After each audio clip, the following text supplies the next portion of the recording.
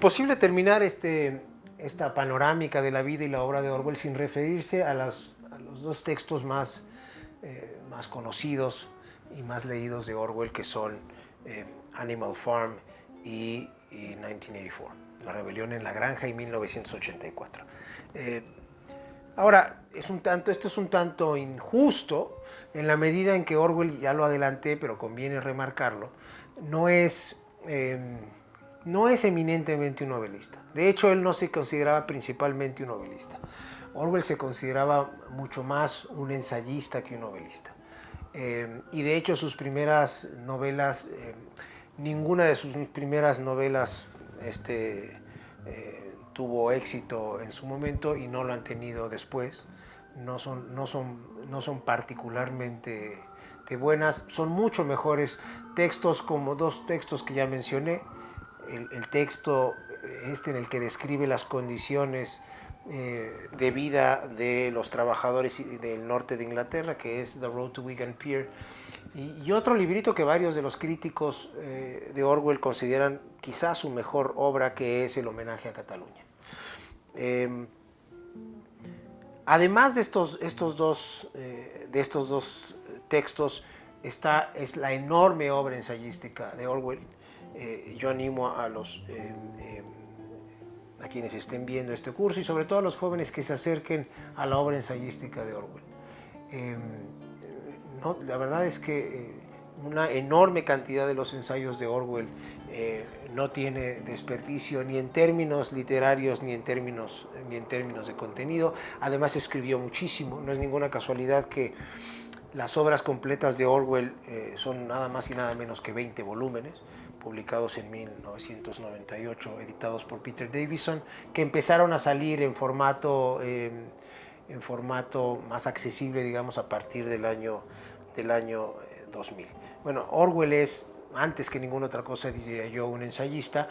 Es también, por supuesto, un periodista, y un periodista, yo diría, de primera línea. The Road to Wigan Pier y El homenaje a Cataluña tienen más de periodismo. Sobre todo The Road to Wigan Pier es básicamente un reportaje periodístico, y El homenaje a Cataluña, digamos que es una mezcla, digamos, entre ambas cosas. Pero la fama de Orwell está cimentada en La rebelión en la granja y en 1984. Dos textos muy distintos. El primero es un texto muy breve. Es casi un cuento. Es una sátira, en realidad, una sátira política. No llega ni a las 100 páginas, dependiendo de la edición. Y en cambio, 1984 es una novela, la última novela que escribió Orwell, prácticamente lo último que escribió Orwell. Una novela que en términos estrictamente literarios no es una novela muy lograda, pero 1984 no ocupa el lugar que ocupa en el imaginario literario, intelectual y político de Occidente por su calado literario, sino básicamente por una serie de imágenes y de maneras de ver el mundo que ahí están y que nos acompañan hasta la fecha. Y a raíz de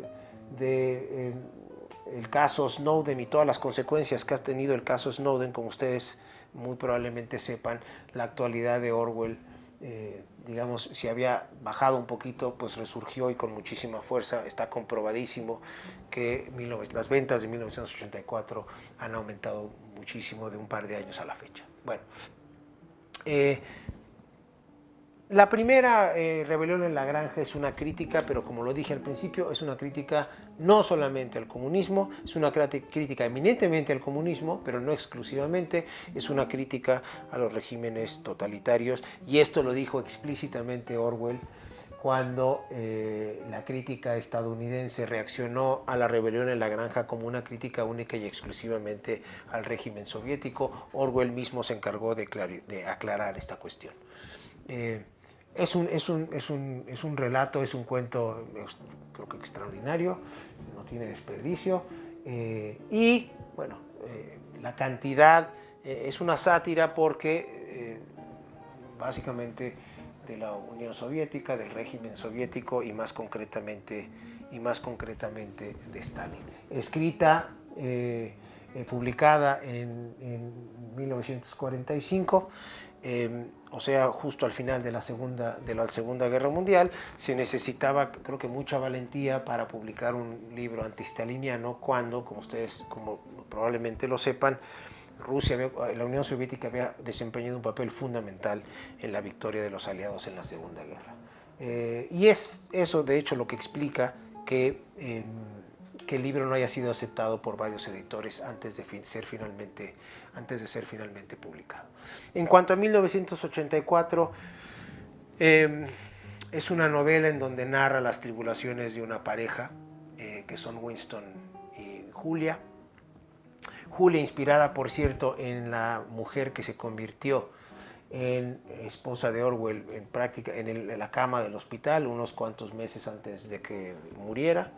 Que, por cierto, esto no lo dije, pero es una cuestión biográfica importante. Orwell ya había estado casado, lo que pasa es que su esposa, Eileen, murió durante una intervención quirúrgica. Ellos habían adoptado un hijo y es el hijo con el que George Orwell se había ido a la isla de Jura a redactar y a transcribir 1984. La novela es una novela pesimista, no me gusta mucho el adjetivo pesimista, pero aquí creo que no está mal aplicado, es pesimista en todos sentidos. Refleja de alguna manera que Orwell está en sus últimos días, literalmente estaba en sus últimos días, y no solamente es pesimista por eso, eso se refleja por supuesto en la novela, pero es pesimista también porque, a fin de cuentas, Winston, el protagonista de la novela, ¿sí?, que intenta luchar contra el aparato totalitario, termina siendo aplastado por el aparato totalitario. Entonces, pero ahí está y ahí estará, creo. Están los dos escritos de Orwell que harán de Orwell, que Orwell ocupe el lugar que ha ocupado hasta la fecha, y yo creo que seguirá ocupando, porque esos dos escritos tuvieron vigencia durante todo el siglo XX y por razones, quizás no por las mismas razones, evidentemente, porque no estamos en la Guerra Fría, pero siguen teniendo vigencia y muy probablemente seguirán teniendo vigencia, a veces de manera insospechada, como lo dije hace un momento, en estos últimos años, par de años, básicamente a raíz del caso Snowden.